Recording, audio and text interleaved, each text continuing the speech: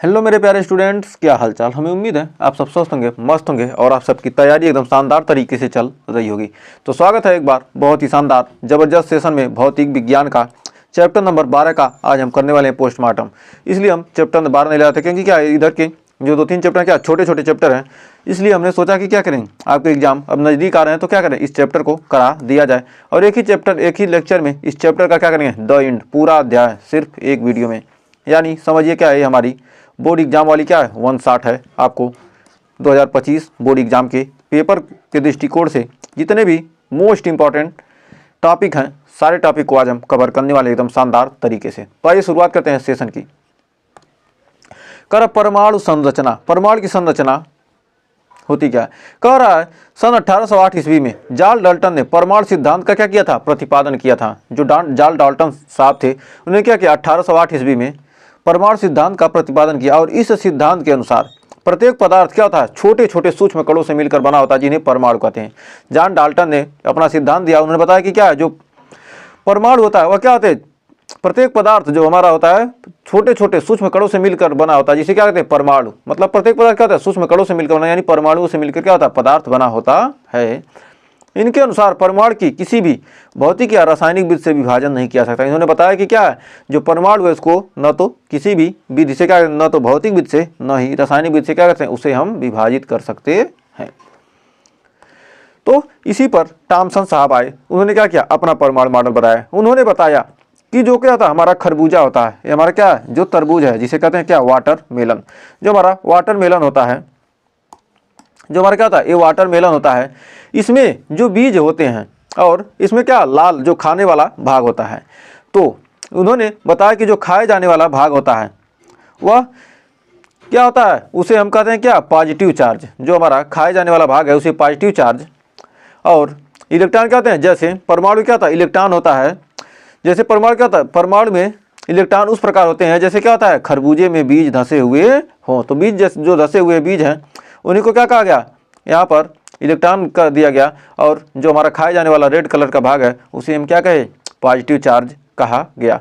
और इन्होंने इसी मॉडल को दिया था क्या, इनके इसी मॉडल क्या कहते हैं, टॉमसन का तरबूज मॉडल या परमाणु का तरबूज मॉडल। तो यहाँ पर देखिए, यहाँ पर क्या हुए, बीज धंसे हुए हैं। जो बीज धंसे हुए उन्हें क्या किया, इलेक्ट्रॉन मान लिया। और जो हमारे क्या है, खाए जाने वाला भाग है उसे क्या किया, पॉजिटिव चार्ज। इस प्रकार क्या किया, इसको इस पर क्या किया, यहाँ पर इस प्रकार क्या कर दिया गया, यहाँ पर दर्शा दिया गया है इस परमाणु को। इस तरह से क्या होता है, परमाणु होता है। तो आइए इनके सिद्धांत के बारे में जानते हैं। सन 1904 ईस्वी में सर्वप्रथम जोसेफ जे टॉमसन, इनका पूरा नाम था जोसेफ जे टॉमसन, ने परमाणु का एक मॉडल प्रस्तुत किया जिसे टॉमसन का परमाणु मॉडल कहते हैं। और इस मॉडल के अनुसार प्रत्येक परमाणु क्या होता है, 10⁻⁻10 मीटर त्रिज्या का एक धनावेशित गोला होता है। जो हमारा क्या होता है, परमाणु होता है वह क्या, 10⁻⁻10 मीटर त्रिज्या का क्या, एक धनावेशित गोला होता है। और परमाणु का संपूर्ण धनावेश तथा द्रव्यमान इस गोले में क्या होता है, एक समान रूप से वितरित होता है। जो ये हमारा क्या है, गोला होता है, इसमें क्या होता है, एक समान रूप से वितरित होता है। इसे गोले के अंदर इलेक्ट्रॉन इस प्रकार धंसे रहते हैं। इस गोले के अंदर इलेक्ट्रॉन क्या होते हैं, इस प्रकार धंसे रहते हैं जिस प्रकार एक तरबूज में उसके क्या होते हैं, बीज धंसे होते हैं। हमने बताया ना, जो बीज धंसा होता है क्या, उसे इलेक्ट्रॉन की तरह क्या किया, इन्होंने मान कर क्या किया, अपना तरबूज मॉडल दिया था, धंसे होते हैं। और परमाणु में इलेक्ट्रॉन का कुल ऋणावेश परमाणु के कुल धनावेश के क्या होता है, बराबर होता है। और इसी मॉडल को तरबूज मॉडल भी क्या कहते हैं, हम कहते हैं, इसी मॉडल को तरबूज मॉडल भी कहते हैं।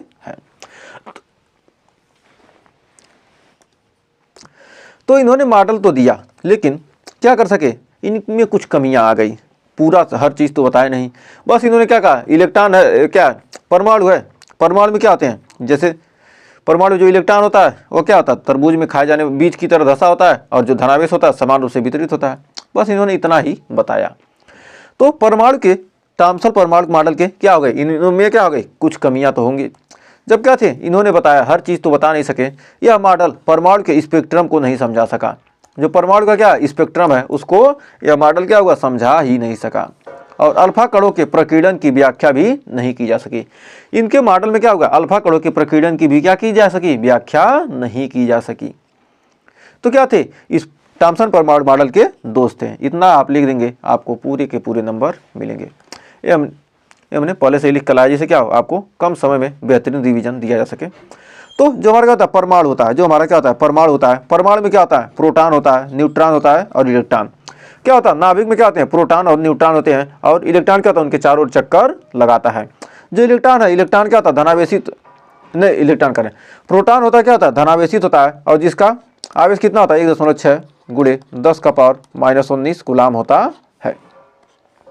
और न्यूट्रॉन, न्यूट्रॉन क्या होता है न्यूट्रल होता है, उस पर कोई आवेश नहीं होता है। और नाभिक में प्रोटॉन और न्यूट्रॉन क्या होते हैं नाभिक में होते हैं, जो हमारे प्रोटॉन और न्यूट्रॉन है क्या होते हैं नाभिक में होते हैं। और नाभिक इसलिए क्या होता है धनावेशित होता है, क्योंकि क्या प्रोटॉन का आवेश क्या होता है प्रोटॉन पर धनावेश होता है। जो इलेक्ट्रॉन है, इलेक्ट्रॉन और प्रोटॉन के आवेश क्या होते हैं समान होते हैं, लेकिन क्या होता है बस इलेक्ट्रॉन पर प्लस आवेश होता है और प्रोटॉन पर प्लस आवेश, और इलेक्ट्रॉन पर क्या proton plus proton plus proton plus electron minus आवेश होता है, और इसका भी आवेश का मान कितना है 1.6 कूलाम होता है, लेकिन क्या होता है माइनस में होता है। और इलेक्ट्रॉन नाभिक के चारों ओर क्या होते हैं चक्कर लगाते हैं, जो चीज़ हमने बताई है। तो उम्मीद है यहाँ तक कोई डाउट नहीं होगा। तो अब आइए बढ़ते हैं आगे। तो इसमें जो हमारा जो क्या होता है इलेक्ट्रॉन होता है नाभिक के क्या होता है चारों ओर चक्कर लगाता रहता है। जो इलेक्ट्रॉन क्या होता है नाभिक के चारों ओर क्या होते हैं चक्कर लगाते रहते हैं। जब इलेक्ट्रॉन क्या होगा नाभिक के चारों ओर क्या कर रहे हैं चक्कर लगाते रहते हैं। तो यहाँ पर देखिए जो इलेक्ट्रॉन है क्या देखिए नाभिक के चारों क्या हो रहा है चक्कर लगा रहा है।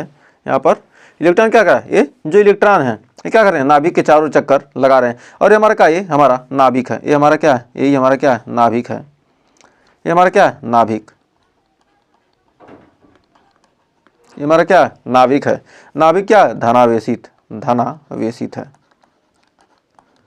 धनावेशित है। और ये हमारा क्या है इलेक्ट्रॉन है, हमारा क्या इलेक्ट्रॉन क्या नाभिक के चारों चक्कर लगा रहा है। नाभिक में क्या होते हैं प्रोटॉन होता है और न्यूट्रॉन होता है। और प्रोटॉन क्या होता है पॉजिटिव, अभी हमने बताया था कि क्या होता है प्रोटॉन पॉजिटिव होता है, और न्यूट्रॉन पर क्या होता है कोई आवेश नहीं होता है। तो यहाँ पर जो क्या रहा है इलेक्ट्रॉन क्या रहा है देखिए ये हमारा नाभिक है, नाभिक के चारों क्या रहा है इलेक्ट्रॉन चक्कर लगा रहा है।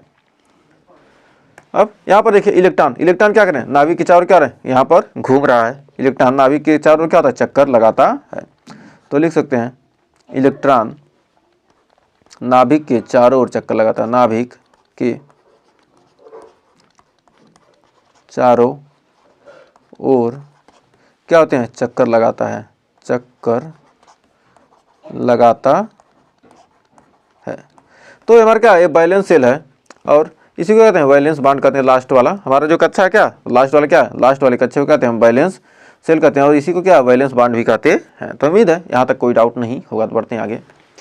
अब रदरफोर्ड का अल्फा प्रकीर्णन प्रयोग आइए देखते हैं। रदरफोर्ड ने क्या किया अल्फा प्रकीर्णन प्रयोग किया था।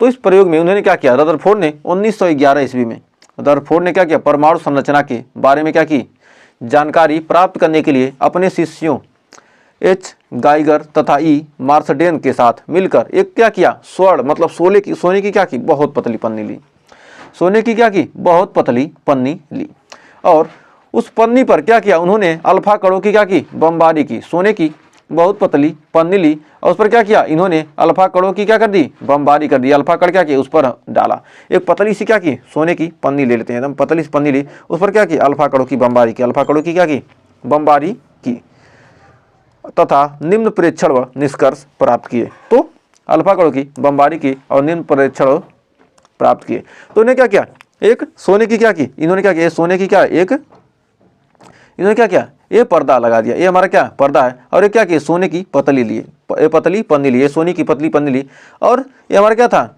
Lead block sealed.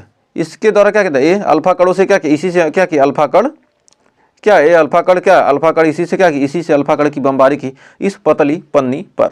इस पतली पन्नी पर अल्फा कणों की बमबारी की। जो कुछ अल्फा कण थे क्या हो गए सीधे निकल गए, और कुछ अल्फा कण क्या हो गए इधर उधर क्या हो गए चले गए, और कुछ अल्फा कण क्या हो गए जिस रास्ते से आए उसी रास्ते से क्या हो गए निकल गए। तो इस प्रकार इन्होंने क्या किया अल्फा कणों की बमबारी की। तो आइए देखते हैं यहाँ पर क्या किया यहाँ से अल्फा कण की क्या करें बमबारी यहाँ से किए। यहाँ से एक लेड प्लेट से क्या किया हमने यहाँ पर क्या किया एक लेड प्लेट रख दिया, उसके यहाँ से क्या अल्फा कणों की क्या किया हमने बमबारी की। जब अल्फा कणों की यहाँ से बमबारी करते हैं तो कुछ अल्फा कण क्या इसके क्या इधर गुजर गए, कुछ इधर गुजर गए, कुछ इधर गुजर गए, कुछ इधर गुजर गए और कुछ सीधे निकल गए और कुछ क्या हो गए वापस जिस रास्ते से आए थे उसी रास्ते में क्या हो गए वापस लौट गए। तो क्या हो गए कुछ वापस क्या हो गए जिस रास्ते से आए थे उसी रास्ते पर क्या हो गए लौट गए। और यहाँ पर भी वही चीज़ दिखाया गया है। यहाँ से क्या किया अल्फा कड़ की रेखा यहाँ से अल्फा कड़ जा रही और क्या हो गई कुछ इधर गई कुछ इधर गई, अधिकतर अल्फा कड़ क्या हो गई अविक्षेपित हो गई और कुछ अल्फा कड़ क्या हो गई फैल गई और कुछ अल्फा कड़ क्या कुछ कोण पर क्या हो गई मुड़ गई। और ये हमारा क्या गोलाकार क्या प्रदीप्त आवरण है जिस पर क्या कर रहा है जिस पर पता चल रहा है कि क्या यहाँ पर अल्फा कड़ आ रही है और ये क्या है हमारी सोने की ये हमारी क्या पतली पन्नी है। तो इस प्रकार आप फिगर एग्जाम में बना सकते हैं, कोई भी बना देंगे या इसको ही बना सकते हैं, कोई भी एक सा बना दीजिएगा आपको पूरे के पूरे नंबर मिलेंगे। तो क्या किया यहाँ से हमने क्या किया यहाँ से अल्फा किरण अल्फा कड़ या क्या किया हमने अल्फा कड़ की यहाँ से क्या करें बमबारी करें। तो कुछ अल्फा कड़ क्या हो गए सीधे गए और क्या हो गए सीधे वापस आ गए और कुछ अल्फा कड़ क्या हो गए कुछ कोण पर मुड़ गए, कुछ अल्फा कड़ क्या हो गए ऐसे मुड़ गए, कुछ अल्फा कड़ क्या सीधे निकल गए, कुछ अल्फा कड़ क्या हो गए इधर मुड़ गए, कुछ अल्फा कड़ इधर मुड़ गए, कुछ अल्फा सीधे कुछ अल्फा कड़ सीधे निकल गए। तो यहाँ पर जो बीच में थे यहाँ पर क्या गए यहाँ से जब पीछे मुड़ गया तो उसी को क्या किया नाभिक, इन्होंने क्या किया नाभिक मान लिया। तो अब आइए इसके बारे में देखते हैं। तो प्रेक्षण जब इन्होंने किया तो प्रेक्षण में पाया क्या अधिकांश अल्फा कण स्वर्ण पन्नी से पत्र से क्या हुआ बिना विक्षेपित हुए क्या हो गए सीधे पार हो गए, मतलब क्या हो गए सीधे क्या हो गए निकल गए, स्वर्ण पन्नी से क्या हो गए सीधे पार हो गए। कुछ अल्फा कण सूक्ष्म कोण यानी 90 से कम कोण पर क्या हो गए विक्षेपित हो गए, मतलब क्या यहाँ से गए और क्या 90 अंश से कम कोण पर क्या हो गए विक्षेपित हो गए, यानी 90 अंश से क्या हो गए कम कोण पर क्या हो गए मुड़ गए। और कुछ अल्फा कण 90 अंश से अधिक कोण पर क्या हो गए विक्षेपित हुए, कुछ क्या हो गए ये क्या है हमारा 90 अंश है, कुछ क्या हो गए 90 अंश से अधिक कोण पर क्या हो गए विक्षेपित हो जाते हैं। कुछ अल्फा कण क्या हो गए 90 अंश से अधिक कोण पर क्या हो गए विक्षेपित हो गए और कुछ अल्फा कण 180 अंश के कोण से विचलित होकर पुनः वापस लौट आते हैं। क्या कुछ अल्फा कण क्या हो गए 180 अंश के कोण पर क्या गए पुनः क्या हो गए विचलित होकर क्या हो गए वापस आ जाते हैं।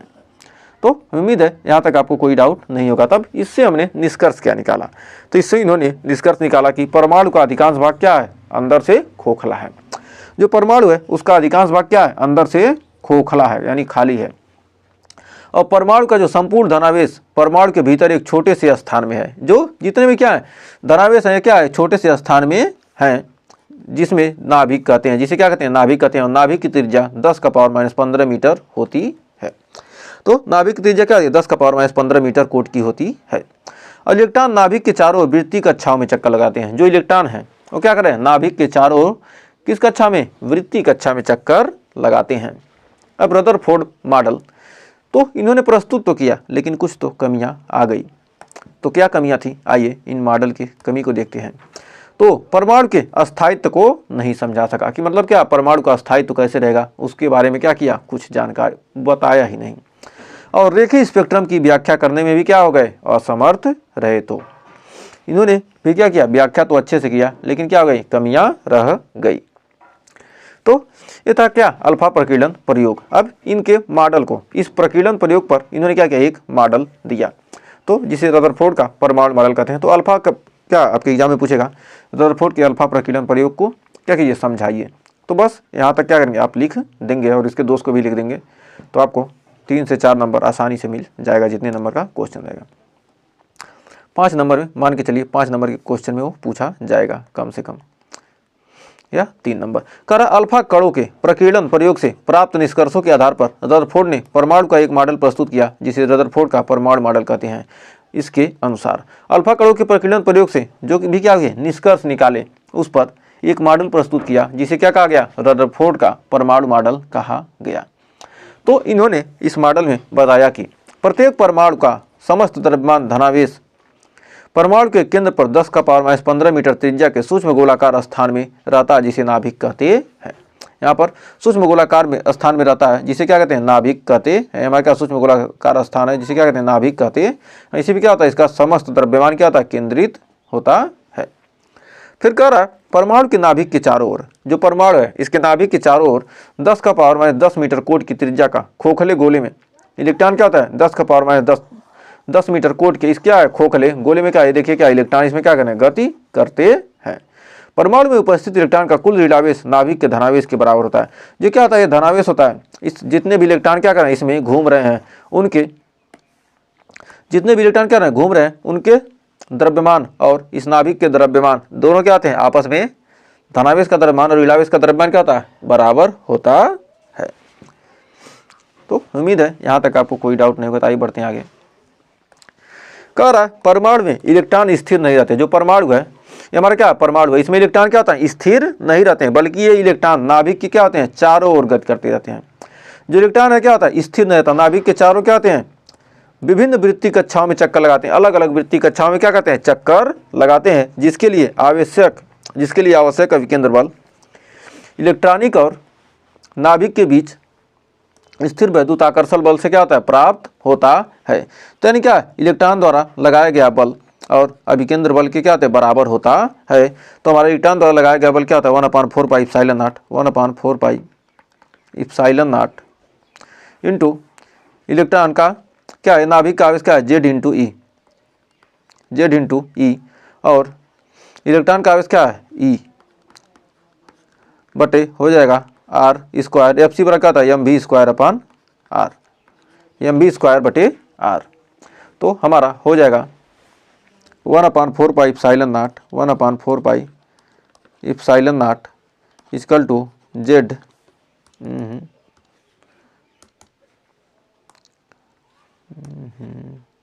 एक सेकेंड, क्या हो जाएगा, ZE स्क्वायर हो जाएगा ZE स्क्वायर बटे कितना हो जाएगा, R स्क्वायर, ZE स्क्वायर बटे क्या हो जाएगा, R स्क्वायर। मतलब क्या है, यहाँ पर इसके और इसके बीच लगने वाला, दोनों के बीच क्या लगने वाला बल जो क्या होगा, अभिकेंद्र बल के क्या होगा, बराबर हो जाएगा। तो क्या हो जाएगा, हमारा अभिकेंद्र बल क्या होगा, mv स्क्वायर अपॉन R, और जो हमारा क्या होगा, इलेक्ट्रॉन द्वारा लगाया गया बल क्या होगा, 1/4 pi epsilon not Q1 Q2 upon R square. तो Q1 क्या है, ZE और Q2 क्या है, हमारा E है। तो ZE स्क्वायर बराबर हो जाएगा mv स्क्वायर अपॉन R। ये हमारा क्या होगा, यहाँ से फार्मूला बनकर निकल कर आ जाएगा। तो हमें उम्मीद है यहाँ तक आपको कोई डाउट नहीं होगा और अच्छे से क्लियर हो गया होगा। तो इस मॉडल के जो दोस्त थे कि परमाणु के क्या हुआ, स्थायित्व को नहीं समझा सके और रेखीय स्पेक्ट्रम की व्याख्या करने में क्या हो गए, ये असमर्थ रहे। अब नाभिक के आकार का ये क्या करते हैं, आकलन करते हैं। तो नाभिक का आकार का आकलन, तो नाभिक का आकार का आकलन जब क्या करते हैं, हम यहाँ से क्या करते हैं, अल्फा कण का क्या करते हैं, हम यहाँ से बमबारी करते हैं। तो बात यहाँ पर क्या, जो हमारा परमाणु है इस पर क्या धनावेश है और इस पर क्या होता है, जो आवेश होता है क्या, Z इंटू ई है। तो Z इंटू ई है, तो हमने क्या किया, इसका मान लिया था R0 और यहाँ से क्या किया हमने, अल्फा कण क्या कर दिया हमने, अल्फा कण क्या करते हैं, एक अल्फा कण भेजते हैं और अल्फा कण का आवेश होता है 3.2 गुणे 10 का पावर -16 कूलाम। 2 इलेक्ट्रॉन के आवेश के बराबर क्या होता है, लेकिन क्या होता है, अल्फा कण क्या होता है, धनावेशित होता है। तो जो इसकी स्थितिज ऊर्जा है, इसके द्वारा लगाया गया बल क्या, जो क्या गतिज ऊर्जा, इसके स्थितिज ऊर्जा की क्या होती है, यहाँ से क्या किया, जिस वेग से क्या हुआ यहाँ से गति करता है, उसके बाद क्या करेगा, इसको क्या करेगा, रोक देगा। उसी गति से क्या करेगा, ये इलेक्ट्रॉन क्या करेगा, ये धनावेश है और उसी वेग से क्या करेगा, इसको प्रतिकर्षित करेगा। जिस वेग से क्या होगा, ये अल्फा कण क्या होगा, इस नाभिक से टकराने की कोशिश करेगा, उसी वेग से क्या होगा, ये हमारा धनावेश क्या करेगा, उसको क्या करेगा, धक्का दे देगा। तो हमारा यहाँ पर क्या होगा, गतिज ऊर्जा और स्थितिज ऊर्जा क्या होंगी, दोनों बराबर हो जाएंगी। तो गतिज ऊर्जा यानी ई के और हमारी स्थितिज ऊर्जा क्या हो जाएगी, यू। तो ये गतिज ऊर्जा स्थितिज ऊर्जा के बराबर हो जाएगी। तो हमारा गति जो मान क्या है, यह भी वेग से क्या कर रहा है, जा रहा है। जो अल्फा कण क्या है, भी वेग से जा रहा है, अल्फा कण क्या है, भी वेग से जा रहा है। तो इसके द्वारा जो गतिज ऊर्जा है हो जाएगा 1/2 m अल्फा इंटू भी अल्फा स्क्वायर। जो हमारी गतिज ऊर्जा है क्या होगी, इसके द्वारा लगाए गए बल के बराबर हो जाएगी। तो बल लगाएगा कितना, 1/4 pi epsilon not into ZE और यहाँ से क्या होगा, अल्फा कण क्या 2 इलेक्ट्रॉन के बराबर आवेश है, तो क्या होगा 2E बटे R0। मान लेते क्या, इसकी त्रिज्या क्या है, जिस दूरी पर क्या कर रहा है, पर संकेतित कर रहा है, जिस दूरी पर क्या एक दूसरे को क्या बल लगा रहे हैं, तो क्या होगा, हमारा R0 हो जाएगा। तो हो जाएगा 2E अपॉन R0। तो हम जानते हैं 1/2 m अल्फा इंटू भी अल्फा स्क्वायर बराबर 1/4 पाई एप्सिलॉन नॉट इंटू हमारा क्या है, तो जेड ई है 2Z E² अपान आर नाट।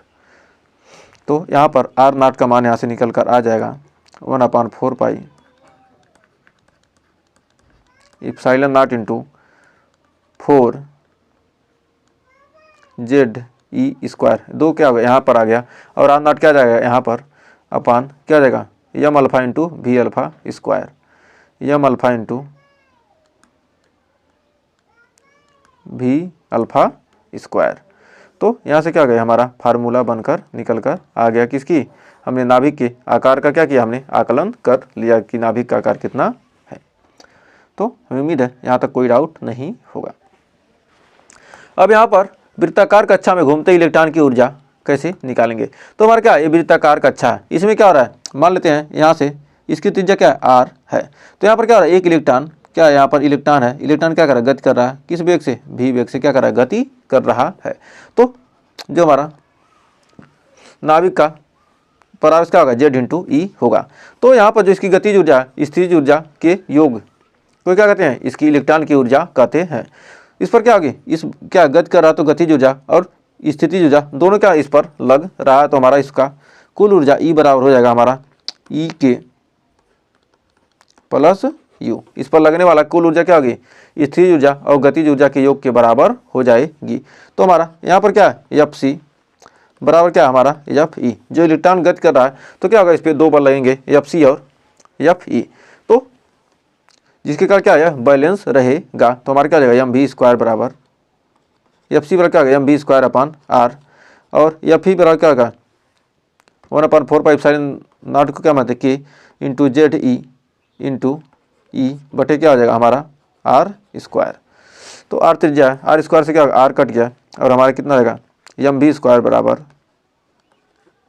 हो जाएगा K into Z E square upon R, Z E square upon R. ये हमारा इसको मान लेते हैं समीकरण 1। तो हमारा यहाँ से M B square upon K into Z E square upon R इतना आ गया। हम जानते हैं ई के बराबर जो हमारा गतिज ऊर्जा है ई के बराबर हो जाएगा हमारा 1/2 एम भी स्क्वायर। तो हमारा हो जाएगा 1/2 एम भी स्क्वायर का मान कितना है, K into Z E square upon R, K into Z E square upon R. तो हमारा ई के यहाँ पर गतिज ऊर्जा हमारा निकल कर आ जाएगा ई के बराबर K Z E square upon 2 R. तो हमारा क्या होगा, यहाँ पर गतिज ऊर्जा हमारा निकल कर आ गया। अब स्थितिज ऊर्जा, यहीं से क्या करते हैं, स्थितिज ऊर्जा निकाल लेते हैं। तो हमारा स्थितिज ऊर्जा U बराबर क्या हो जाएगा, स्थितिज ऊर्जा ई के into 1/4 Q1 Q2 upon R square. Q1 क्या है, जेड ई इंटू क्या इलेक्ट्रॉन का आवाज क्या माइनस ई इंटू आर।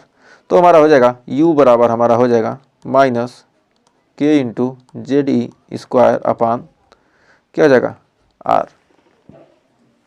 तो हमारा यहाँ से क्या होगा, स्थितिज ऊर्जा आ गई। तो हम जानते हैं जो हमारा क्या आता है, इतना आ गया। तो यहाँ पर हो जाएगा क्या हमारा ई के बराबर, तो यहाँ नोट में लिख सकते हैं, नोट में हमारा जो ई के है, ई के क्या है हमारा, ई के क्या है माइनस ई के हमारा क्या है, जो हमारा ई के एक सेकेंड, जो हमारा ई है, जो हमारा ई है माइनस ई के बराबर है, माइनस ई के बराबर है या U/2 के बराबर है। जो हमारा ई है, एक सेकेंड पहले इसको बाद में लिखेंगे, पहले यहाँ लिखिए, यहाँ देखिए समीकरण 1 से। अब समीकरण 1 से पहले हम लिखेंगे ई बराबर हमारा क्या हो जाएगा, ई बराबर क्या ई के प्लस यू। ई के का मान कितना है, ई के का मान हमारा कितना है, ई के का मान कितना है हमारा, K into Z E square upon 2 R minus U का मान कितना है, K into Z E square upon R हो जाएगा यहाँ से E बराबर माइनस E बराबर हो जाएगा KZE स्क्वायर अपन क्या R कॉमन कर लेंगे तो 1/2 - 1 आ जाएगा। तो यहाँ पर हमारा E का मान निकल कर आ जाएगा कितना, -KZE स्क्वायर अपन 2R। तो यहाँ पर E का मान क्या हो गया हमारा, E का मान हमारा कितना है, -EK के बराबर है। E का मान यहाँ पर -EK के बराबर है। तो यहाँ पर नोट में हम लिख सकते हैं E बराबर क्या है, E बराबर -EK। E जो हमारा क्या -EK के बराबर है, ये चीज़ हमने पहले, E बराबर क्या -EK के बराबर है। जो हमारा E है वहाँ पर क्या है -EK के बराबर है। तो यहाँ पर देखिए हमारा E का मान क्या, यही तो आया है, तो -EK के बराबर है। और हमारा U/2 तो क्या हमारा इतना है, तो U/2 के क्या है बराबर है। यानी जो हमारी कुल ऊर्जा है इलेक्ट्रॉन की, जो हमारी क्या है वृत्ताकार कक्षा में घूमते इलेक्ट्रॉन की जो कुल ऊर्जा है क्या है, गतिज ऊर्जा के बराबर है। किसके बराबर है, जो इलेक्ट्रॉन की कुल ऊर्जा क्या है, गतिज ऊर्जा के ऋणात्मक मान के बराबर, या स्थितिज ऊर्जा के क्या, स्थितिज ऊर्जा का आधा है। तो हमें उम्मीद है यहाँ तक आपको कोई डाउट नहीं होगा। तो इसके बाद ये हमने लिखा है। तो यहाँ से क्या कर सकते हैं, यहाँ से पहले ए लिखा, उसके बाद ए लिखा, उसके बाद ए लिखा, उसके बाद यहाँ से क्या हुआ ए लिखा। तो हमें उम्मीद है यहाँ तक आपको कोई डाउट नहीं होगा। तो आइए बढ़ते हैं आगे। कह रहा है बोर का परमाणु मॉडल। तो आइए बोर के परमाणु मॉडल के बारे में जानते हैं। तो बोर ने क्या किया, बोर ने बताया कि इलेक्ट्रॉन केवल उन्हीं कक्षाओं में घूम सकते हैं जिनमें उनका कोणीय संवेग या चपान 2 पाई का क्या हो, पूर्ण गुणज हो। तो क्या किया, बोर ने बताया कि जो हमारा इलेक्ट्रॉन है उन्हीं कक्षा में घूमेगा जहां पर उसका क्या होगा, कोणीय संवेग, द्रव्यमान और वेग का गुणनफल क्या हो, या चपान 2 पाई का क्या हो, पूर्ण गुणज हो। तो उन्होंने बताया जो कोणीय संवेग हो जाएगा mvr, उन्होंने कहा कि जो कोणीय संवेग mvr है उसके क्या है, NH/2 पाई के बराबर होना चाहिए। तो किसी इलेक्ट्रॉन का, तो वेरी वेरी इंपॉर्टेंट है आपके बोर्ड एग्जाम के लिए। तो जो क्या है किसी अल्फा कण का, तो कह रहा क्या, उन्होंने कहा कि जो इलेक्ट्रॉन क्या कर रहा है किसी वृत्तीय कक्षा में क्या रहा है, घूम रहा है, तो उसका जो कोणीय संवेग है, द्रव्यमान और वेग का गुणनफल जो क्या कोणीय संवेग है mvr किसके बराबर चाहिए, NH/2 पाई के बराबर होना चाहिए। तो हमें उम्मीद है यहाँ तक आपको कोई डाउट नहीं होगा। फिर कहा कि बोर के अनुसार इलेक्ट्रॉन नाभिक के चारों ओर निश्चित कक्षाओं में ही घूम सकते हैं और इन कक्षाओं को अस्थायी कक्षा कहते हैं। इन्होंने सीधा बताया कि जो क्या इलेक्ट्रॉन क्या होते हैं सब कक्षा में, ऐसा नहीं है कि क्या ऐसे 2-3 कक्षा है तो क्या इसमें विगत करे, इसमें विगत करे, 3 कक्षा इसमें विगत करे, तो ऐसा नहीं है। इन्होंने बताया कि जो इलेक्ट्रॉन क्या है नाभिक के चारों ओर एक निश्चित कक्षा में ही क्या कर सकते हैं, घूम सकते हैं, और इन कक्षाओं को क्या कहते हैं, हम अस्थायी कक्षा कहते हैं। और अस्थायी कक्षाओं में घूमते हुए इलेक्ट्रॉन क्या करता है, ऊर्जा का उत्सर्जन नहीं करते हैं। जब इलेक्ट्रॉन क्या रहा है अस्थायी कक्षा में घूम रहा है तो क्या करता है, ऊर्जा का उत्सर्जन नहीं कर रहा है, अतः परमाणु का अस्थायित्व तो क्या होता है, बना रहता है। वह ऊर्जा का क्या करेगा, उत्सर्जन नहीं करता है, इसलिए क्या होता है, परमाणु का अस्थायित्व बना रहता है। यदि क्या करेगा ऊर्जा का उत्सर्जन करने लगेगा तो क्या होगा, उसकी ऊर्जा कुछ समय बाद खत्म हो जाएगी और क्या होगा, गति करना बंद कर देगा। तो ऐसा नहीं होता, क्योंकि क्या है वह गति करते हुए ऊर्जा का क्या करता है, उत्सर्जन नहीं करता, इन्होंने बताया। फिर कहा कि जब परमाणु को बाहर से किसी प्रकार की ऊर्जा दी जाती है, जब किसी परमाणु को क्या किया हमने बाहर से, मान लीजिए क्या ये इलेक्ट्रॉन है, इसको क्या किया हमने बाहर से क्या किया, ऊर्जा दे दिया, इसको ऊर्जा दे देते हैं। जब ऊर्जा देते हैं तो क्या करेगा, यह ऊर्जा का क्या करेगा, अवशोषण, ऊर्जा को क्या किया, ले लिया। आपको जब क्या एनर्जी मिलेगी तो क्या, साइकिल चला रहे हैं आपको क्या हो गया, एनर्जी मिल गई, खाना खा लिए, क्या हो गया, आप थक गए हैं, क्या करें चलाते चलाते थक गए, अभी आपको खाना मिला तो उसके बाद क्या एनर्जी मिली, तो तुरंत क्या होंगे, आप स्पीड अपना बढ़ा लेंगे। तो क्या होगा, इसका कोई इलेक्ट्रॉन ऊर्जा का अवशोषण करके उच्च कक्षा में चला जाता है, क्या होगा, उससे आगे वाले कक्षा में चला जाएगा और परमाणु की यह उत्तेजन की अवस्था कहलाती है। क्या कहलाती है, उत्तेजन की अवस्था कहलाती है।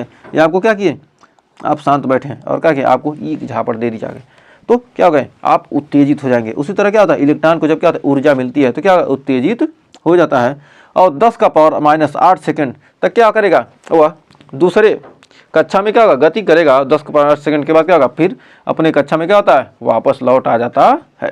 10 का पावर -8 सेकंड बाद, 8 सेकंड बाद इलेक्ट्रॉन वैद्युत चुंबकीय तरंगों के रूप में ऊर्जा उत्सर्जित करके निम्न कक्षा में आ जाएगा।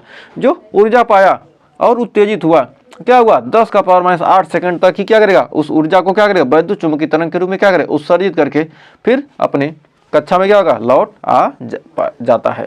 तो यहाँ पर क्या किया हमने, यहाँ पर क्या था, इलेक्ट्रॉन था, तो यहाँ से क्या किया हमने, डेल्टा यानी h न्यू क्या किया, इसको ऊर्जा दिए, और ऊर्जा देते ही क्या होगा, यह यहाँ पर चला गया, इलेक्ट्रॉन क्या होगा, यहाँ से यहाँ चला गया। अब उत्सर्जित फोटॉन यहाँ से क्या करेगा, ऊर्जा का फोटॉन के रूप में क्या होगा, ऊर्जा को उत्सर्जित करेगा।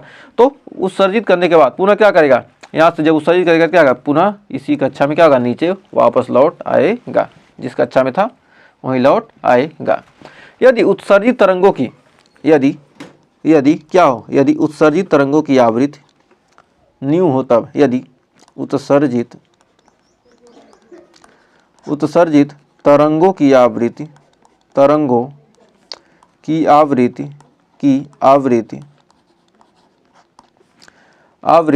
न्यू हो तब, यदि उत्सर्जित तरंगों की आवृत्ति क्या हो, न्यू हो, तब E बराबर हमारा हो जाएगा E2 -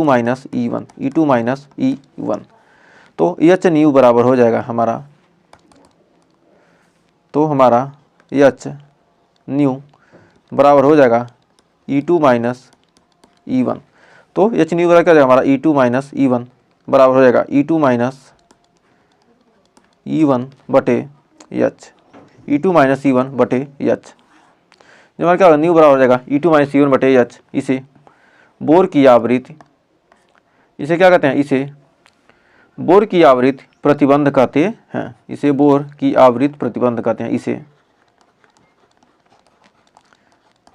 बोर की आवृत्ति प्रतिबंध कहते हैं, इसे क्या कहते हैं, बोर की आवृत्ति प्रतिबंध कहते हैं। तो हमें उम्मीद है यहाँ तक आपको कोई डाउट नहीं होगा।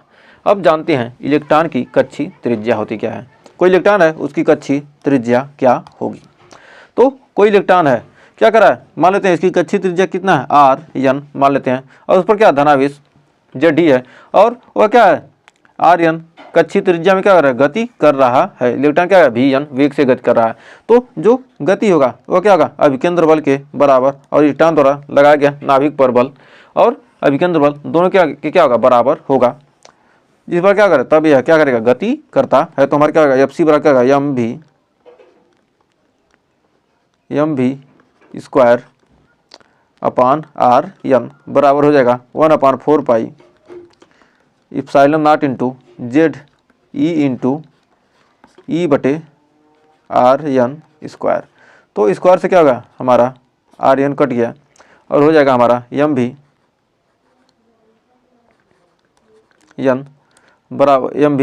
स्क्वायर बराबर 1/4 pi epsilon not into Z E square upon Rn, Z E square upon Rn। तो हमारा यम स्क्वायर यहाँ से हो जाएगा, यदि क्या करें, दोनों पक्षों में क्या है, यम से गुणा कर दें, तो यहाँ क्या जाएगा, यम स्क्वायर भी एन का स्क्वायर बराबर 1/4 pi epsilon not into Z M E square upon Rn हो जाएगा। तो हमारा एम भी स्क्वायर बराबर हो जाएगा, एम भी एन बराबर हो जाएगा, यहाँ पर लिख सकते हैं एम भी एन का टोटल का स्क्वायर बराबर 1/4 pi epsilon not into Z M E square upon Rn हो जाएगा समीकरण नंबर 1। अब बोर के परमाणु मॉडल के अभिगृहित से, बोर के परमाणु मॉडल अभिगृहित से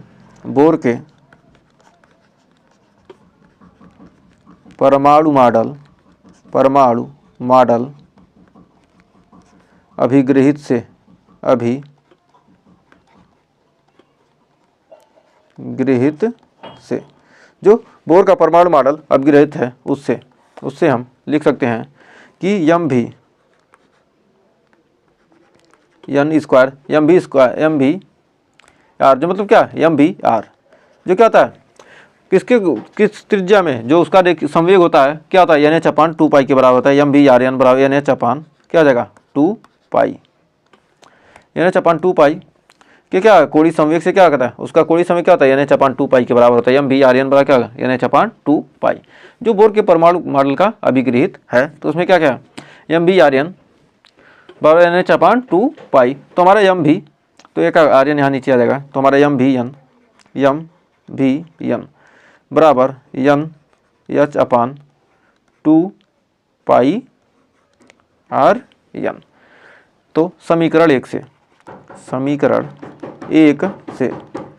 अब समीकरण 1 से हम देखेंगे कि N H upon 2 pi N H upon 2 pi R N. अब N H upon 2 pi R N, N H upon 2 pi R N क्या आ जाएगा, यहाँ पर मान रखेंगे तो एम भी एन की जगह पर, तो क्या आ जाएगा एन एच अपान 2 पाई, तो एम भी एन का मान स्क्वायर का मान कितना है इतना है, तो यहाँ पर कितना इसका क्या आ जाएगा एम भी एन का मान क्या आ जाएगा हमारा N H upon 2 pi R N. M V N का मान क्या करेंगे यहाँ पर रख देंगे, एन एच अपान 2 पाई यहाँ पर रख देंगे एम भी एन का मान, तो हमारा इतना का स्क्वायर बराबर हो जाएगा 1/4 pi epsilon not into Z M E square upon कितना आ जाएगा आर एन। अब यहाँ पर हो जाएगा एन स्क्वायर एच स्क्वायर बटे 4 pi square into R N का स्क्वायर बराबर 1/4 पाई इप्सिलॉन नॉट इंटू कितना जाएगा Z M E square upon R N. तो यहाँ से क्या होगा आर एन से क्या होगा एक कट गया, और यहाँ पर और हमारा कितना है 4 पाई से क्या होगा 4 पाई से 4 और पाई का स्क्वायर कट गया, और हमारा अब बचेगा कितना, हमारा बचेगा एन स्क्वायर एच स्क्वायर बटे पाई आर एन बराबर जेड एम ई स्क्वायर बटे क्या है हमारा इप्सिलॉन नॉट। अब इतना बच गया। अब हम जानते हैं यहाँ पर आगे लिख सकते हैं अगले पेज पर N square H square upon pi Z M E square बराबर क्या जाएगा आर एन। तो आर एन यहाँ बचेगा, आर एन यहाँ चला जाएगा, तो Z M E square pi और epsilon nought N square H square epsilon not. तो हमारे यहाँ से आर एन का मान कितना आ जाएगा, आर एन का मान हो जाएगा N square H square epsilon nought बटे pi into Z M E square. ये हमारा क्या होगा यहाँ से आर एन यानी त्रिज्या हमें क्या हो जाएगी, हमने क्या ज्ञात करना था इलेक्ट्रॉन की कक्षीय त्रिज्या, आर एन का मान हमने क्या किया यहाँ से निकाल लिया। इलेक्ट्रॉन कक्षीय त्रिज्या N square H square epsilon nought pi Z M E square, जहाँ H epsilon nought pi M E क्या है नियतांक है, नियतांक है। जब नियतांक है तो हमारा आर एन का मान यहाँ पर क्या करेंगे सभी का मान रख देंगे, तो हमारा हो जाएगा 0.529 into N square upon Z क्या हो जाएगा हमारा एंगस्ट्राम आ जाएगा। इसकी त्रिज्या क्या होगा इतना एंगस्ट्राम हो जाएगा। तो किस यहाँ पर लिख सकते हैं परमाणु विशेष के लिए जेड क्या है नियतांक है, परमाणु विशेष के लिए किसी विशेष परमाणु के लिए हमारा जेड का मान कितना आ जाएगा नियतांक हो जाएगा। परमाणु विशेष के लिए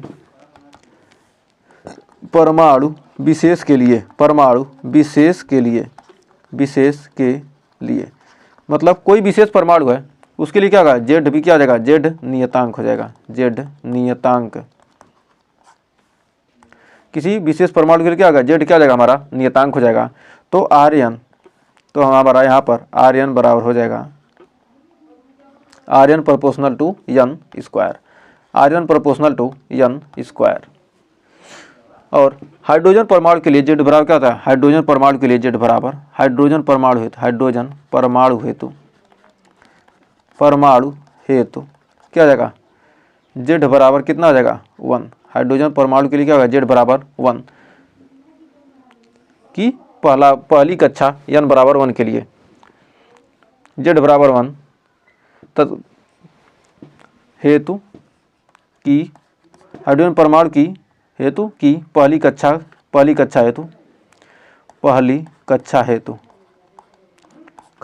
हेतु क्या जाएगा हमारा n बराबर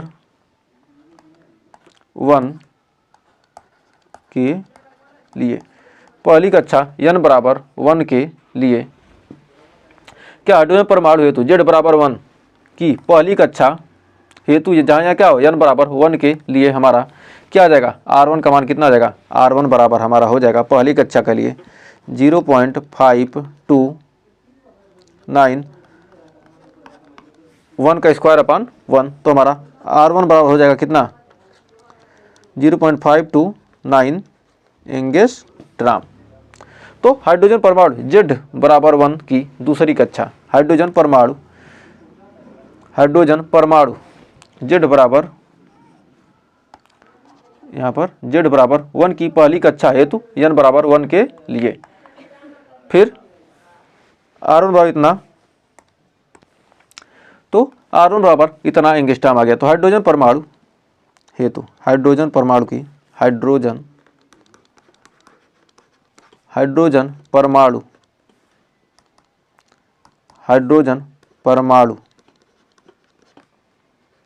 जेड बराबर 1 की दूसरी कक्षा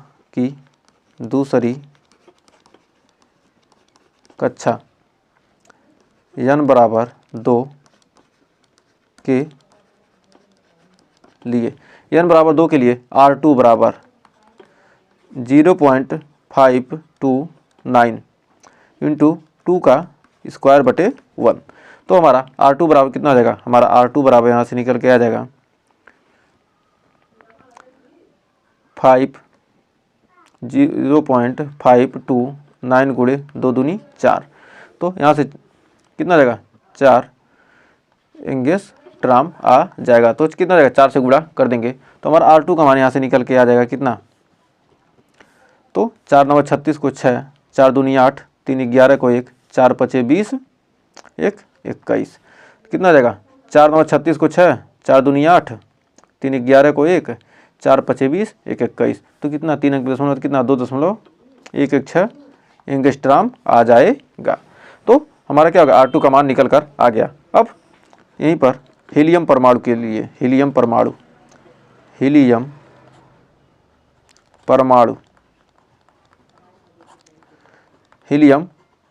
है, एक सेकेंड, हीलियम परमाणु यानी जेड बराबर 2 की पहली कक्षा जेड बराबर 2 की पहली कक्षा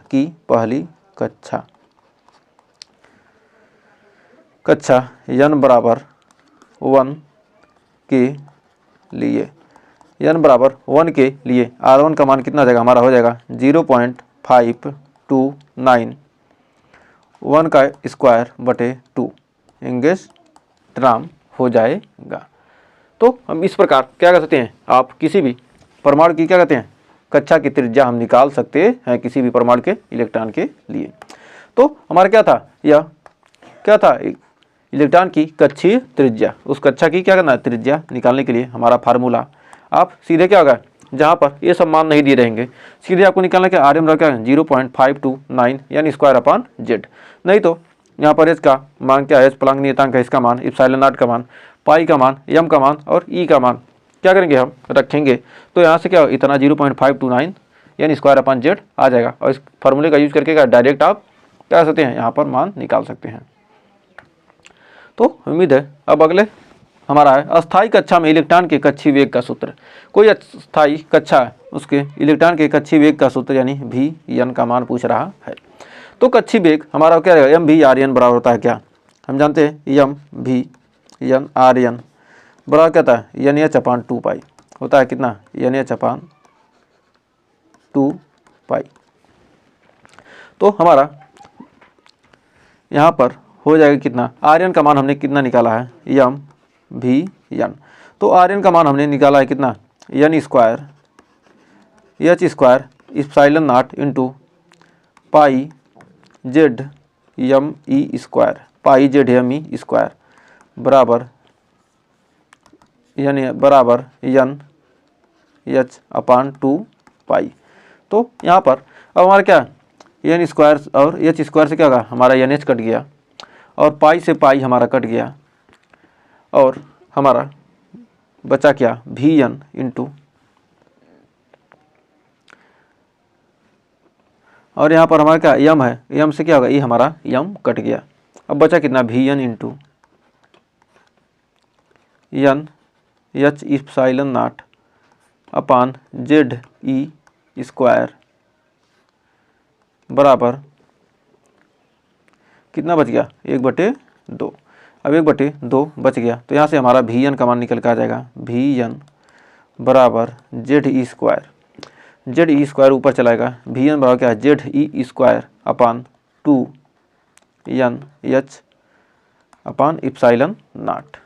क्या भी एन बराबर क्या है, 2 Z E square upon 2 N H epsilon naught, जहाँ ई एच और इप्सिलॉन नॉट क्या है, नियतांक है, नियतांक है। तो इतना क्या नियतांक है, तो हमारा भी एन का मान निकल कर आ जाएगा, भी एन बराबर यहाँ से निकल के आ जाएगा 2.18 इंटू 10⁻6 जेड बटे एन, क्या आ जाएगा, मीटर प्रति सेकंड, क्या आ जाएगा, वेग यहाँ से निकल कर आ जाएगा। तो हमें उम्मीद है यहाँ तक आपको कोई डाउट नहीं होगा और अच्छे से क्लियर हो गया। जहाँ एच क्या है हमारा, एच क्या है, हाइड्रोजन परमाणु है, एच क्या है हमारा, हाइड्रोजन परमाणु, हाइड्रोजन परमाणु के लिए, हाइड्रोजन परमाणु यानी जेड बराबर 1 की पहली कक्षा, पहली कक्षा एन बराबर 1, जेड बराबर 1, मतलब हाइड्रोजन परमाणु के लिए क्या, जेड बराबर 1 की पहली कक्षा क्या, एन बराबर 1 के लिए।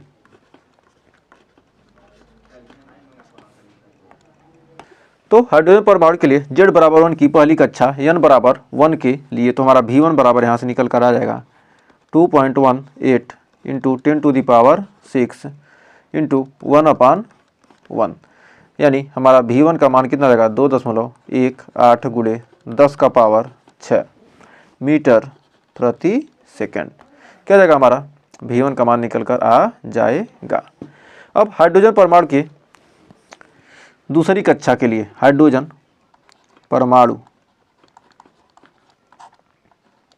हाइड्रोजन परमाणु यानी जेड बराबर 1 की, इसका परमाणु क्रमांक क्या 1 है, की दूसरी कक्षा, की दूसरी कक्षा, दूसरी कक्षा एन बराबर 2 के लिए,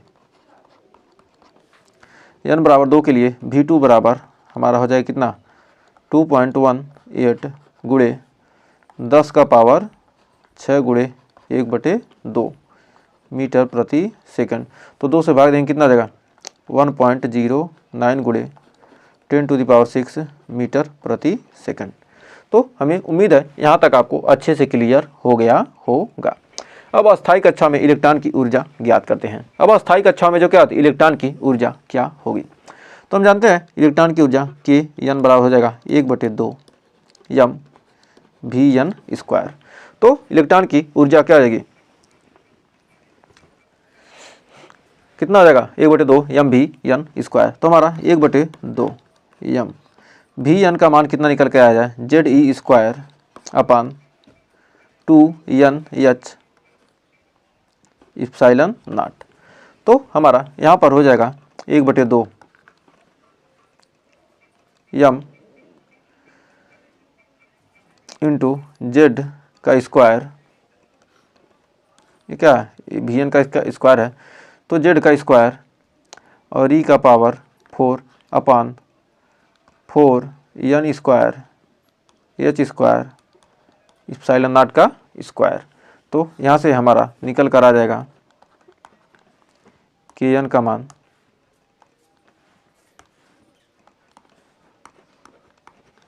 तो यहाँ से हमारा के एन का मान कितना आ जाएगा, के एन बराबर आ जाएगा जेड स्क्वायर एम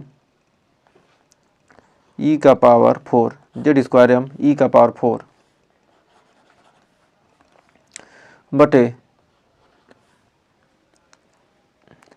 2 चौके 8 N square H square epsilon not का स्क्वायर। यहाँ पर क्या देगा हमारा के एन। इसको मान लेते हैं कितना, समीकरण नंबर 1।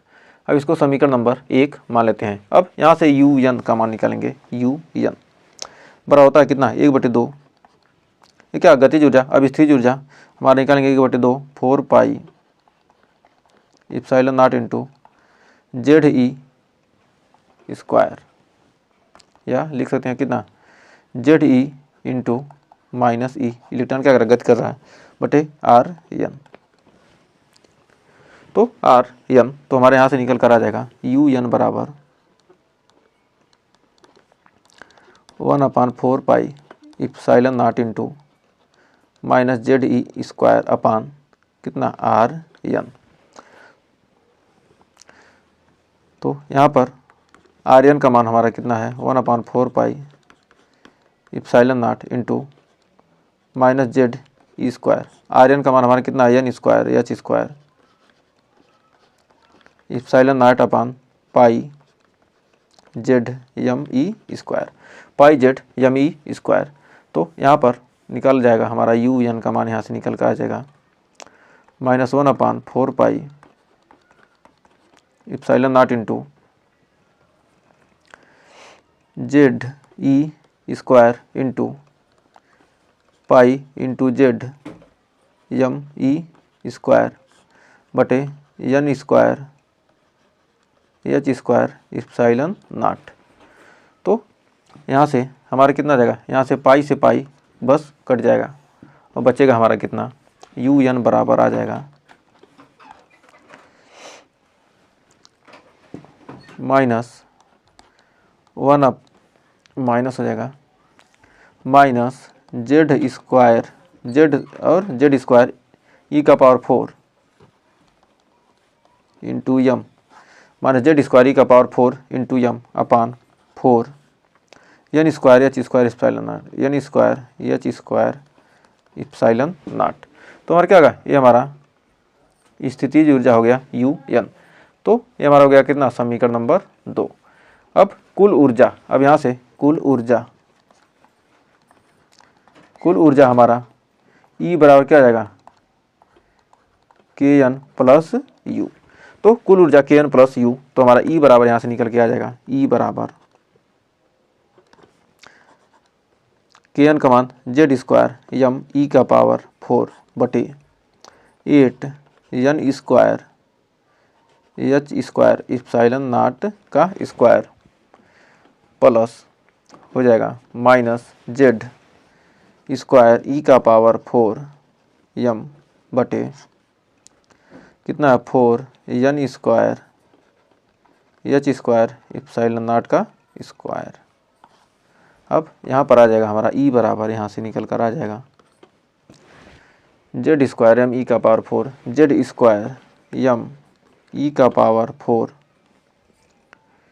बटे 8 N square H square epsilon not का square minus Z square E का पावर 4 इंटू एम बटे 4 N square H square epsilon naught square.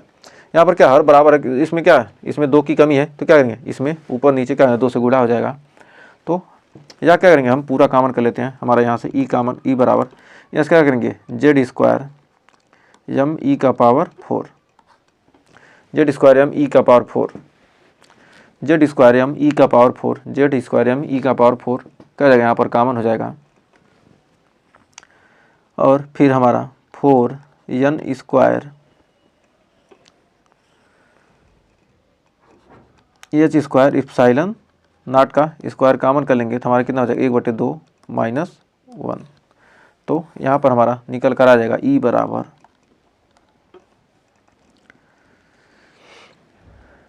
हो जाएगा कितना, जेड स्क्वायर एम ई का पावर 4 बटे 4n square H square epsilon not का square into -1/2 कितना रहेगा -1/2।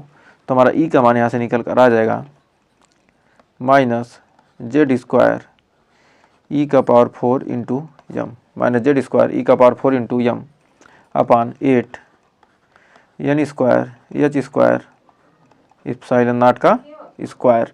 तो यहाँ पर हमें उम्मीद है यहाँ तक आपको कोई डाउट नहीं होगा और अच्छे से क्या हो गया, ये फार्मूला क्लियर हो गया होगा। तो हमारा क्या गया, यहाँ पर आप क्या कीजिए, इसकी ऊर्जा का मान आसानी से निकाल सकते हैं। तो क्या आती है, जो इलेक्ट्रॉन की क्या आती है, जो हमारी इलेक्ट्रॉन की कौन सी ऊर्जा हमने निकाला है, यहाँ पर निकाला हमने अस्थायी कक्षा में इलेक्ट्रॉन की ऊर्जा। तो अस्थायी कक्षा में इलेक्ट्रॉन की हमने क्या किया, कुल ऊर्जा निकाल लिया।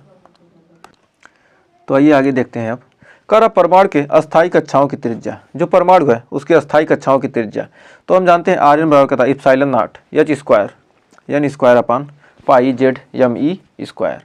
तो हमारे क्या अस्थायी कक्षा में इलेक्ट्रॉन की क्या हमारी त्रिज्या, परमाणु की अस्थायी कक्षा में क्या त्रिज्या Rn बराबर कितना, इतना होता है। जब Rn बराबर इतना होता है, हमारी क्या आती है, परमाणु की अस्थायी कक्षा की क्या आ गई, त्रिज्या। तो यहाँ पर हमारा इप्सिलॉन नॉट का मान हम, और यहाँ पर हमने जो त्रिज्या निकाली epsilon not H pi M E, ये सब हमने क्या किया, कांस्टेंट थे, कांस्टेंट यानी नियतांक, ये सब नियतांक है। तो इप्सिलॉन नॉट का मान हमने क्या कितना रखा था, 8.85 गुणे 10 का पावर -12 कूलाम स्क्वायर प्रति न्यूटन मीटर स्क्वायर। आपको क्या परमाणु की अस्थायी कक्षा की त्रिज्या का क्या मान पूछे तो क्या ऐसे निकाल सकते हैं। यहाँ पर फिर पाई का मान 3.14 और एच का मान 6.6 गुणे 10 का पावर -34 जूल सेकेंड क्या है, हमारा प्लांक नियतांक है। और यम इलेक्ट्रॉन का द्रव्यमान कितना, 9.1 गुणे 10 का पावर -31 किलोग्राम। और इलेक्ट्रॉन का आवेश 1.6 गुणे 10 का पावर -19 कूलाम।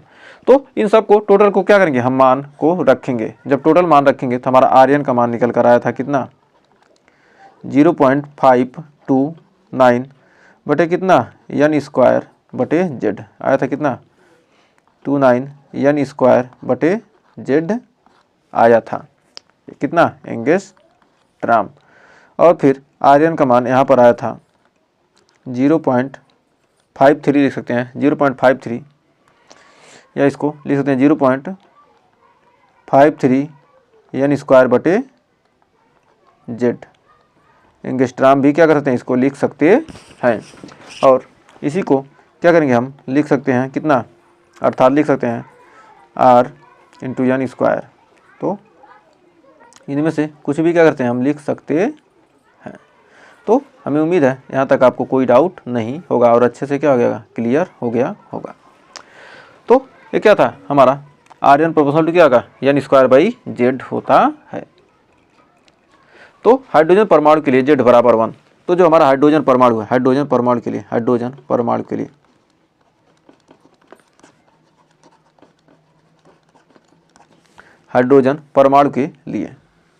तो हमारा हाइड्रोजन परमाणु के लिए क्या है, हमारा z बराबर 1 होता है। तो हाइड्रोजन परमाणु के लिए z बराबर 1। तो हमारा आर्यन का मान कितना आ जाएगा, हमारी हाइड्रोजन परमाणु की z बराबर 1 के लिए क्या है, 0.53 गुणे कितना आ जाएगा, n स्क्वायर बटे 1। तो यानी आर्यन बराबर हमारा कितना आ जाएगा, 0.53 n स्क्वायर एंगस्ट्रॉम।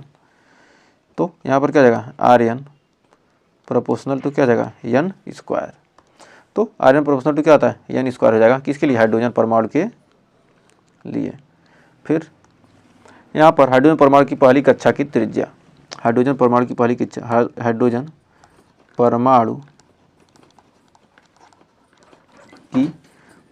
की त्रिज्या, पहली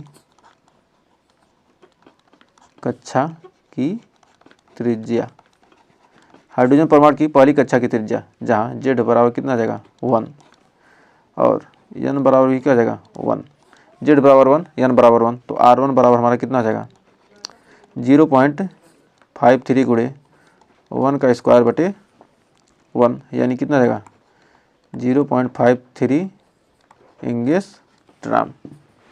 तो हाइड्रोजन परमाणु की दूसरी कक्षा के लिए हाइड्रोजन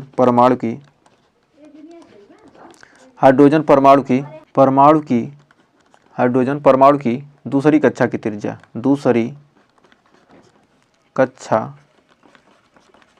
की त्रिज्या, तो दूसरी कक्षा की त्रिज्या हमारी कितनी हो जाएगी, जेड बराबर क्या हो जाएगा 1 और एन का मान कितना जाएगा, दूसरी कक्षा क्या एन बराबर 2 हो जाएगा, तो हमारा R2 बराबर 0.53 गुणे 2 का स्क्वायर बटे 1 एंगस्ट्रॉम। अब हीलियम परमाणु के लिए देखते हैं, हीलियम परमाणु की तीसरी कक्षा के लिए, हीलियम परमाणु की तीसरी कक्षा के लिए आपके एग्जाम में पूछे तो क्या करें, आप आसानी से लगा सकते हैं, इसलिए हम क्या करें थोड़ा सा बताएं। तीसरी कक्षा की त्रिज्या, तीसरी कक्षा की त्रिज्या, हीलियम परमाणु की तीसरी कक्षा की त्रिज्या कितनी जाएगी, जेड बराबर यहाँ पर 2 हो जाएगा और एन का मान कितना आ जाएगा 3, तो तीसरी कक्षा क्या है एन बराबर 3, तो यहाँ पर R3 बराबर हमारा हो जाएगा कितना 0.53 गुणे 3 का स्क्वायर बटे 2, तो कितना जाएगा हमारा एंगस्ट्रॉम हो जाएगा। तो हमें उम्मीद है यहाँ तक आपको कोई डाउट नहीं होगा। तो ये क्या था इतना, यहाँ पर इसको इस तरह से लिख सकते हैं। अब इलेक्ट्रॉन की कक्षीय चाल, जो हमारा क्या इलेक्ट्रॉन की कक्षीय चाल हमने क्या किया था, इसको शॉर्ट फॉर्म में कैसे निकाला था, तो इसका मान हम कैसे निकालेंगे। इलेक्ट्रॉन का कक्षीय चाल क्या था, Vn बराबर होता है कितना, Z² upon 2 epsilon not H into 1 upon N, जहाँ एप्सिलॉन नॉट क्या, एप्सिलॉन नॉट H और ये क्या है हमारे क्या है, नियतांक हैं, नियतांक हैं। तो इसका मान हमने पीछे भी लिख कर आपको दिखाया था। तो यहाँ पर क्या हमारा Vn का मान कितना निकल के आ जाएगा 2.18 इंटू 10 टू दी पावर कितना आ जाएगा 6 हो जाएगा, जहाँ Z बटे N, तो नियतांक का मान रखें कितना हमारा हो जाएगा Z बटे N आ जाएगा। और इसको हम लिख सकते हैं कितना, इसको लिख सकते हैं इस क्या कांस्टेंट है, तो हमारा क्या होगा V proportional to Z upon N हो जाएगा। अब किसी विशेष परमाणु के लिए, परमाणु विशेष के लिए, परमाणु विशेष के लिए, परमाणु विशेष के लिए, विशेष के लिए कोई विशेष परमाणु है उसके लिए हमारा क्या जाएगा Z नियतांक हो जाएगा, Z हो जाएगा कितना नियतांक। यदि क्या होगा Z नियतांक हो गया तो हमारा Vn हमारा क्या जाएगा, Vn का मान कितना निकल के जाएगा, Vn प्रोपोर्शनल टू हो जाएगा कितना 1 अपान N, तो Vn प्रोपोर्शनल टू क्या जाएगा 1 अपान N हो जाएगा। तो उम्मीद है ये हमारा क्या है मीटर प्रति सेकंड में हमारा क्या जाएगा वेग है, क्या जाएगा हमारा मीटर प्रति सेकंड में आ जाएगा। तो हमें उम्मीद है यहाँ तक आपको कोई डाउट नहीं होगा और अच्छे से क्लियर हो गया होगा। तो यहाँ पर क्या है, हमें उम्मीद है यहाँ तक आपको कोई डाउट नहीं होगा और अच्छे से क्या हो गया, ये हमारा मीटर प्रति सेकंड यहाँ लिख लीजिए, मीटर प्रति सेकंड, यहाँ तक कोई डाउट नहीं होगा। तो अब हाइड्रोजन परमाणु में के लिए क्या होगा, इलेक्ट्रॉन की चाल निकाल लेते हैं। हाइड्रोजन परमाणु के लिए, हाइड्रोजन परमाणु के लिए, परमाणु के लिए पहली कक्षा में इलेक्ट्रॉन का चाल, पहली कक्षा में, पहली हाइड्रोजन परमाणु के लिए क्या, हाइड्रोजन की पहली कक्षा में इलेक्ट्रॉन की चाल, या हाइड्रोजन परमाणु के लिए क्या, हाइड्रोजन की पहली कक्षा में इलेक्ट्रॉन की चाल, यहाँ लिख देंगे हाइड्रोजन परमाणु की पहली कक्षा में इलेक्ट्रॉन की चाल, पहली कक्षा में इलेक्ट्रॉन की चाल, चला इलेक्ट्रॉन की चाल, पहली कक्षा में इलेक्ट्रॉन की चाल हमारा क्या जाएगा, V1 बराबर हो जाएगा 2.18 into 10 to the power 6 into 1 upon 1, N बराबर 1 Z बराबर 1 भी हो जाएगा, क्या हमारा हो जाएगा V1 बराबर 2.18 into 10 to the power 6 metre प्रति सेकंड। अब हाइड्रोजन परमाणु की दूसरी कक्षा के लिए, हाइड्रोजन परमाणु की दूसरी कक्षा के लिए, परमाणु की दूसरी कक्षा हेतु, दूसरी कक्षा हेतु हमारा V2 बराबर कितना हो जाएगा, हमारा 2.18 गुणे 10 का पावर 6, कितना होगा 1 अपान क्या जगह एन का मान कितना है 2, तो 2 रख देंगे, इतना जगह क्या मीटर प्रति सेकेंड। अब लिथियम परमाणु के लिए एक निकाल लेते हैं। एक लिथियम परमाणु की तीसरी कक्षा में इलेक्ट्रॉन की चाल, लिथियम परमाणु की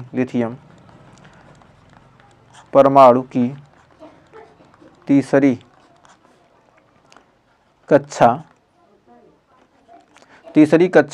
में इलेक्ट्रॉन की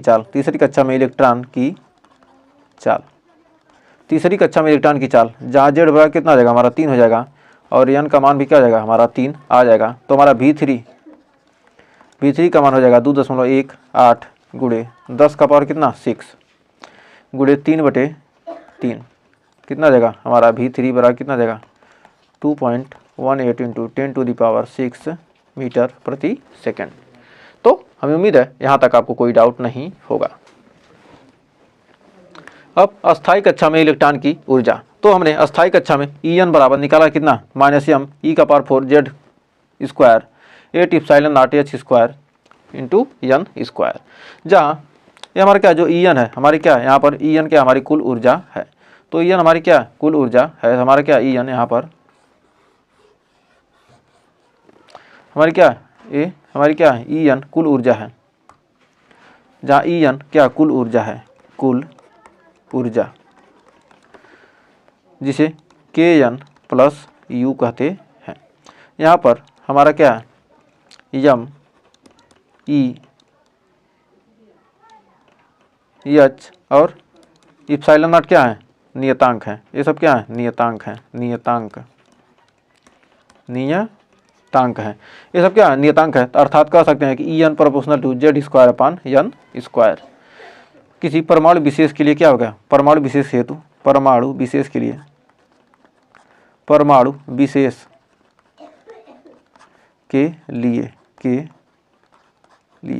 कोई परमाणु विशेष है उसके लिए क्या आएगा Z क्या आ जाएगा नियतांक हो जाएगा, Z नियतांक। किसी परमाणु विशेष के लिए क्या होगा Z नियतांक हो जाएगा। तो हम लिख सकते हैं En proportional to 1 upon n square, En proportional to हो जाएगा 1 अपान n स्क्वायर। तो हमें उम्मीद है यहाँ तक आपको कोई डाउट नहीं होगा और अच्छे से क्लियर हो गया होगा। अब आगे En बराबर हमारा हो जाएगा, En बराबर कितना है हमारा माइनस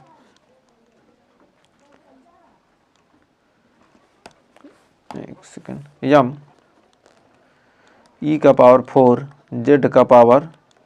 2 m e⁴ Z का power 2 upon 8 epsilon not into epsilon not का square into h² into 1 upon n square.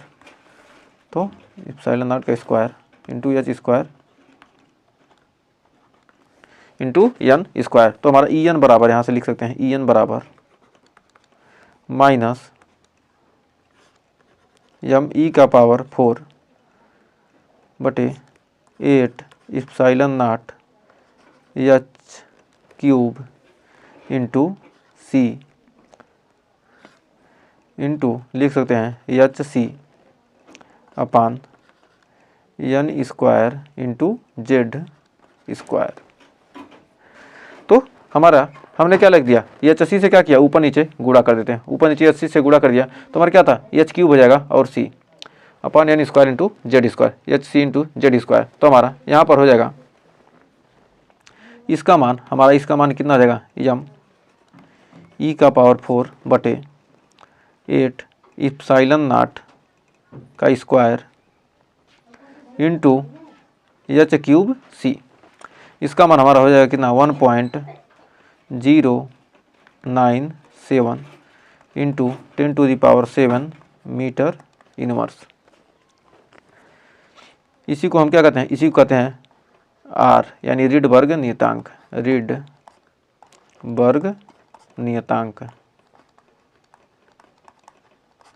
हमारा क्या होगा m e⁴ 8 epsilon not square h² into c को क्या कहते हैं हम 1.097 गुणे 10⁷ मीटर इनवर्स, इसी को कहते हैं रिडबर्ग नियतांक। और यहाँ पर En का मान निकल कर आ जाएगा माइनस R, इसको लिख सकते हैं क्या R लिख सकते हैं माइनस R h c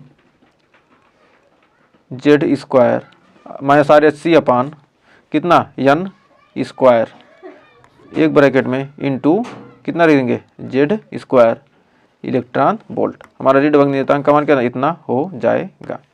तो हमें उम्मीद है यहाँ तक आपको कोई डाउट नहीं होगा और अच्छे से क्लियर हो गया होगा।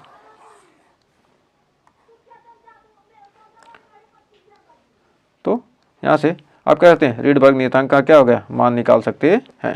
तो हमारा क्या होगा इलेक्ट्रॉन वोल्ट क्या होगा हमारे इसका मात्रक हो गया, इलेक्ट्रॉन वोल्ट क्या हो गया ये इसका मात्रक हो गया ई भी। तो हमें उम्मीद है यहाँ तक आपको कोई डाउट नहीं होगा। तो अब हाइड्रोजन परमाणु के लिए, हाइड्रोजन परमाणु के लिए, हाइड्रोजन परमाणु के लिए, हाइड्रोजन परमाणु के लिए हमारा क्या हो जाएगा जेड बराबर 1।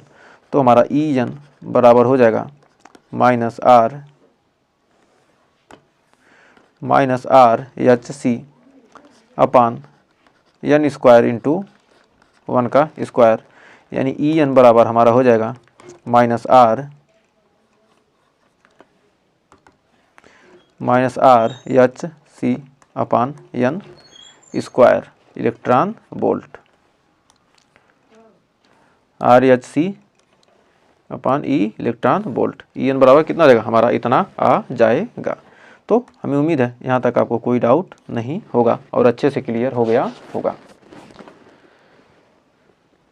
अब रीडबर्ग नियतांक आर बराबर हमारा होता कितना है, रीडबर्ग नियतांक आर बराबर क्या था एम ई का power 4 into 8 epsilon nought C into H का क्यूब, जहाँ यम बराबर हमारा कितना होता है यम बराबर होता है 9.1 गुणे 10 का पावर -31।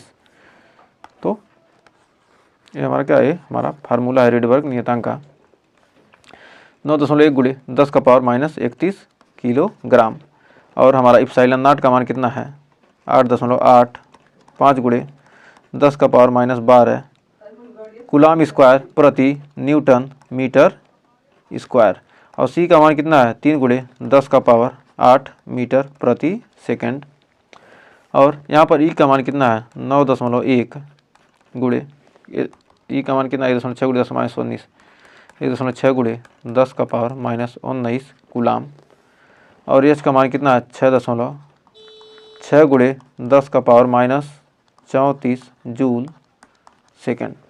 तो यहाँ से हमारा आर का मान निकल कर आ जाएगा 1.097 1097 गुणे 10 का पावर 7 मीटर 1.097 इंटू 10⁻7, या लिख सकते हैं 1097 गुणे 10 का पावर कितना 7 था तो 3 हट जाएगा कितना 10 का पावर 4 मीटर इनवर्स, आर का मान निकल कर आ जाएगा, इतना भी लिख सकते हैं 1097 गुणे 10 का पावर 4 या 1.097 इंटू 10⁻7। तो 1 2 3 इधर लग जाएगा, दशमलव यहाँ लग जाएगा, कितना जाएगा हमारा जुट जाएगा। तो उम्मीद है यहाँ तक आपको कोई डाउट नहीं होगा। तो अब आइए बढ़ते हैं आगे। अब हाइड्रोजन परमाणु की यानवी कक्षा में घूमते इलेक्ट्रॉन की कक्षीय आवृत्ति। तो हाइड्रोजन परमाणु की जो यानवी कक्षा में घूमता हुआ कोई इलेक्ट्रॉन है उसकी कक्षीय आवृत्ति कितनी होगी, तो उसके कक्षा की आवृत्ति कितनी होगी, तो आइए निकालते हैं। तो हमारा एफ एन बराबर होता है V N upon 2 pi R N. तो यहाँ से हमारा हो जाएगा वी एन बराबर, तो यहाँ पर वी एन बराबर हो जाएगा कितना वी एन बराबर हो जाएगा ई स्क्वायर बटे 2h epsilon not into N, V N बराबर, और यहाँ से यहाँ पर आर एन बराबर रखेंगे कितना epsilon not H square N square upon pi into M E square.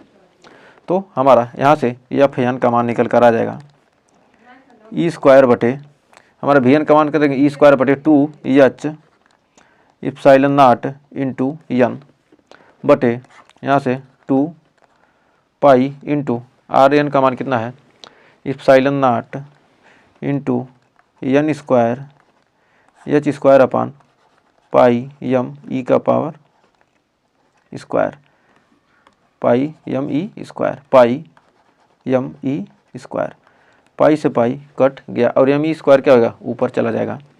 तो हमारा हो जाएगा एफ एन बराबर यहाँ से एफ एन बराबर हो जाएगा एम ई का पावर 4 बटे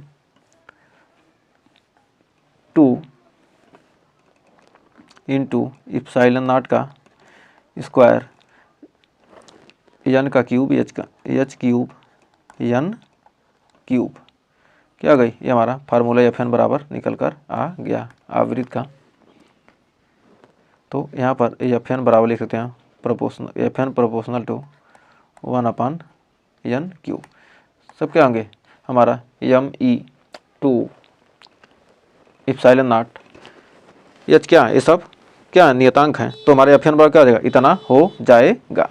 तो हमें उम्मीद है यहाँ तक आपको कोई डाउट नहीं होगा। अब जानते हैं आगे। तो हम जानते हैं उत्सर्जित विकिरण की तरंग दैर्ध्य ज्ञात करने के लिए कोई उत्सर्जित तरंग दैर्ध्य है उसकी विकिरण है उसकी तरंग दैर्ध्य ज्ञात करने के लिए हमारा डेल्टा ई बराबर क्या रहेगा E(n2 - E(n1)। तो दूसरी कक्षा में क्या है पहली कक्षा के उसे क्या निकाल देंगे। तो उत्सर्जन कितना किया क्या होगा पहले कक्षा से क्या दूसरे कक्षा में गया तो जो अंतिम ऊर्जा माइनस क्या करेंगे पहले की ऊर्जा में क्या घटा देंगे तो हमारा क्या होगा उत्सर्जित विकिरण का मान निकल कर आ जाएगा। तो हमें डेल्टा ई बराबर क्या आएगा -RHC/N2 square into Z square minus क्या होगा माइनस इसका क्या मान -RHC/N1 square into Z square. तो यहाँ पर RHC का अमल कर लेंगे क्या 1/N1 square minus 1/N2 square minus क्या होगा प्लस हो गया। तो क्या इसको हम N1 को पहले लिख देंगे N2 स्क्वायर। तो हमारा क्या होगा यहाँ पर डेल्टा ई को हम डेल्टा ई बराबर क्या था RHC/लैम्डा डेल्टा ई बराबर क्या था HC/लैम्डा डेल्टा ई बराबर क्या था हमारा HC/लैम्डा। तो हमारा क्या होगा एच सी से क्या होगा HC कट गया और हमारा 1/लैम्डा आ गया। तो हमारा 1/लैम्डा क्या 1/लैम्डा equal to R into 1/N1 square minus 1/N2 square into Z square. Hydrogen परमाणु के लिए क्या होगा हमारा जेड बराबर हो जाएगा। तो 1/लैम्डा R into 1/N1 square minus 1/N2 square 1/लैम्डा क्या हमारा न्यू जिसे क्या करें तरंग संख्या कहते हैं। क्या आ जाएगा हमारा 1/लैम्डा क्या लिख सकते हैं न्यू तरंग संख्या। अब आइए बढ़ते हैं आगे। अब जानते हैं हाइड्रोजन स्पेक्ट्रम। हाइड्रोजन स्पेक्ट्रम होता क्या है। हाइड्रोजन स्पेक्ट्रम का प्रायोगिक अध्ययन वैज्ञानिक बामर ने किया था। बामर नाम के एक वैज्ञानिक थे। उन्होंने क्या किया हाइड्रोजन स्पेक्ट्रम के बारे में बताया।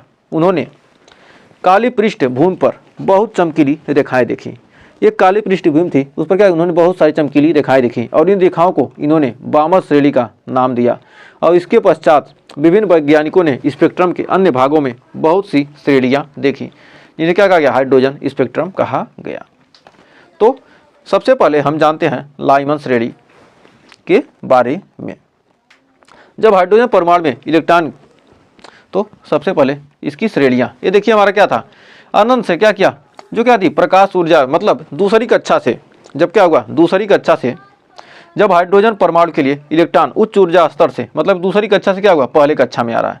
जब इलेक्ट्रॉन क्या हुआ दूसरी कक्षा से पहले कक्षा में आ रहा है जब उच्च ऊर्जा स्तर क्या निचले ऊर्जा स्तर में आ रहा है तो जो रेखा प्राप्त होती है स्पेक्ट्रम की रेखा प्राप्त होती है लाइन प्राप्त होती है उसी को कहते हैं हम लाइमन श्रेणी कहते हैं। यानी दूसरी जब हाइड्रोजन परमाणु में इलेक्ट्रॉन उच्च ऊर्जा स्तर से क्या होता है पहले ऊर्जा स्तर में आता है तो प्राप्त रेखा को लाइमन श्रेणी कहते हैं।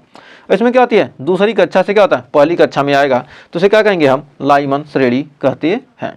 या तीसरी कक्षा से पहली कक्षा में चौथी कक्षा से पहली कक्षा में क्या होगा अनंत से मतलब किसी उच्च ऊर्जा स्तर से क्या हो पहली कक्षा में जब आएगा तो उसे क्या कहेंगे हम लाइमन श्रेणी। अब उच्च ऊर्जा स्तर से जब क्या हो दूसरी कक्षा में आए इलेक्ट्रॉन उच्च ऊर्जा स्तर से दूसरी ऊर्जा स्तर में आता है तो उस प्रकार जो प्राप्त होगा स्पेक्ट्रम या रेखा उसे क्या कहेंगे हम बामर श्रेणी। और उच्च ऊर्जा स्तर से क्या होगा तीसरी में आएगा तो उसे क्या कहेंगे पाश्चन। और उच्च ऊर्जा स्तर से क्या आएगा चौथे में आएगा क्या ब्रैकेट। और उच्च ऊर्जा स्तर से क्या आएगा पांचवें में आएगा तो उसे कहेंगे क्या अवरक्त विकिरण कहते हैं। तो इस प्रकार हम क्या कहते हैं इस प्रकार ऊर्जा स्तर का मान क्या होता है घटता जाता है। तो आइए एक एक करके देखते हैं। तो देखिए जब लाइमन श्रेणी होता है जब हाइड्रोजन परमाणु में इलेक्ट्रॉन जब हाइड्रोजन परमाणु में इलेक्ट्रॉन जब हाइड्रोजन परमाणु में इलेक्ट्रॉन हाइड्रोजन परमाणु में इलेक्ट्रॉन जब हाइड्रोजन परमाणु में क्या रहा है इलेक्ट्रॉन उच्च ऊर्जा स्तर से उच्च ऊर्जा स्तर से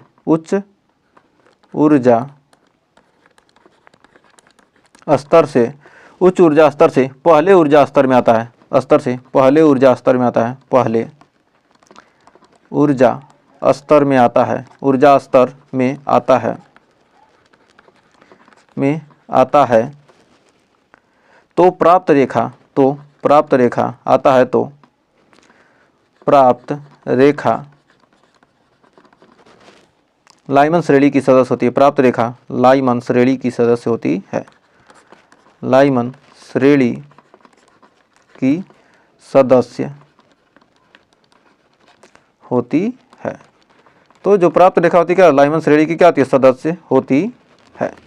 तो हमारा 1/λ बराबर हो जाएगा 1/1 का square minus 1/n2 square into क्या हो जाएगा हमारा r।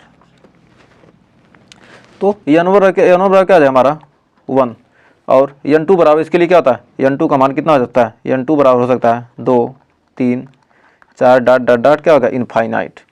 तो हमारा 1/λ मैक्स,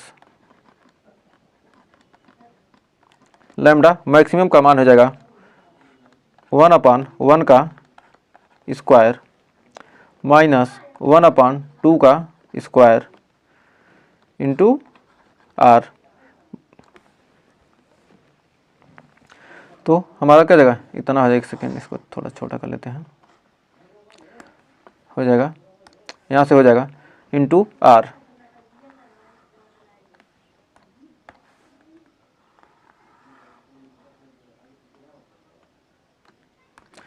तो हो जाएगा 1/λ मैक्स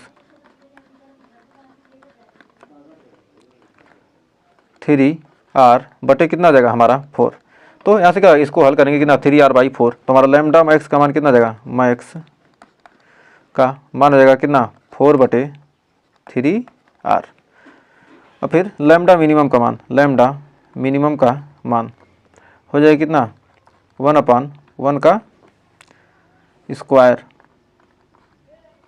माइनस 1/इनफाइनाइट इंटू कितना जगह यहाँ पर हो जाएगा r इंटू कितना जगह यहाँ पर r हो जाएगा। तो इसको एक छोटा सा, इसको थोड़ा सा छोटा कर लेते हैं, कितना जगह इंटू इनफाइनाइट हो जाएगा, इनफाइनाइट माइनस r 1/इनफाइनाइट इंटू r। तो हमारा कितना जगह हो जाएगा 1/λ मिनिमम कितना जगह r, यानी लैम्डा मिनिमम का हो जाएगा कितना 1/r। तो हमें उम्मीद है इस श्रेणी की सबसे बड़ी तरंग दैर्ध्य प्रथम रेखा की 1216 एंगस्ट्राम तथा सबसे छोटी तरंग दैर्ध्य अंतिम रेखा 912 एंगस्ट्राम क्या होती है, प्राप्त होती है। तो सबसे बड़ी रेखा कितना 1216 एंगस्ट्राम की, और जो सबसे छोटी तरंग दैर्ध्य वाली रेखा है कितना 912 एंगस्ट्राम की होती है। आर का मान से क्या करना हम निकाल सकते हैं। तो हमें उम्मीद है यहाँ तक आपको कोई डाउट नहीं होगा। तो आइए बढ़ते हैं आगे। तो ये हमने इसमें स्पेक्ट्रम रेखा को जान लिया था। अब बामर श्रेणी, बामर श्रेणी में जो बामर श्रेणी है, जब हाइड्रोजन परमाणु में इलेक्ट्रॉन उच्च ऊर्जा स्तर से दूसरे ऊर्जा स्तर में आता है तो प्राप्त स्पेक्ट्रम की रेखाएं बामर श्रेणी की सदस्य होती हैं, और इस श्रेणी की रेखाएं क्या होती हैं, दृश्य भाग में प्राप्त होती हैं। तो हमारा 1/λ बराबर यहाँ से निकल कर आ जाएगा 1/2, यानी दूसरे में आ रही हैं तो किससे n2 स्क्वायर इंटू r, जहाँ n1 बराबर क्या हमारा 2 है और n2 का मान कितना है 3 4 5 डॉट डॉट डॉट कितना इनफाइनाइट तक जाएगा। और इस श्रेणी की सबसे बड़ी तरंग दैर्ध्य प्रथम श्रेणी की यानी 6563 एंगस्ट्राम तथा सबसे छोटी तरंग दैर्ध्य 3646 एंगस्ट्राम क्या होती है, प्राप्त होती है। इन चीज़ों को ध्यान रखिएगा। नेक्स्ट, अब करा पाँचवीं श्रेणी, जब हाइड्रोजन परमाणु में इलेक्ट्रॉन उच्च ऊर्जा स्तर से क्या होता है, तीसरे श्रेणी में आता है, तीसरे ऊर्जा स्तर में आता है तो प्राप्त स्पेक्ट्रम की रेखाएं पाँचवीं श्रेणी की होती हैं, और इस श्रेणी की रेखाएं अवरक्त भाग में प्राप्त होती हैं, जहाँ पर 1/λ बराबर हो जाएगा कितना 1/3 का स्क्वायर माइनस 1/n2 का स्क्वायर इंटू जहाँ क्या आ जाएगा n1 का मान कितना आएगा 3 और n2 का मान कितना 4 5 6 डॉट डॉट डॉट। और इस श्रेणी की सबसे बड़ी तरंग दैर्ध्य प्रथम रेखा की 10,735 एंगस्ट्राम तथा सबसे छोटी तरंग दैर्ध्य अंतिम रेखा की 8,196 एंगस्ट्रॉम प्राप्त होती है। तो हमें उम्मीद है यहाँ तक आपको कोई डाउट नहीं होगा। तो आइए बढ़ते हैं आगे। अब ब्रैकेट कह रहा है, ब्रैकेट श्रेणी, जब हाइड्रोजन परमाणु में इलेक्ट्रॉन उच्च ऊर्जा स्तर से चौथे ऊर्जा स्तर में आता है तो प्राप्त स्पेक्ट्रम की रेखाएं ब्रैकेट श्रेणी की होती हैं और इस श्रेणी की रेखाएं अवरक्त भाग में क्या होती हैं, प्राप्त होती हैं।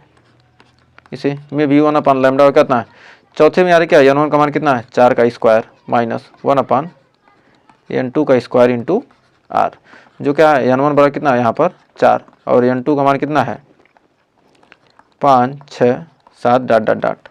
और इस श्रेणी की सबसे बड़ी तरंग दैर्ध्य प्रथम श्रेणी की क्या होती है 40,500 एंगस्ट्रॉम तथा सबसे छोटी तरंग दैर्ध्य अंतिम रेखा की 14,516 एंगस्ट्रॉम प्राप्त होती है। तो हमें उम्मीद है यहाँ तक कोई डाउट नहीं होगा। तो बढ़ते हैं आगे।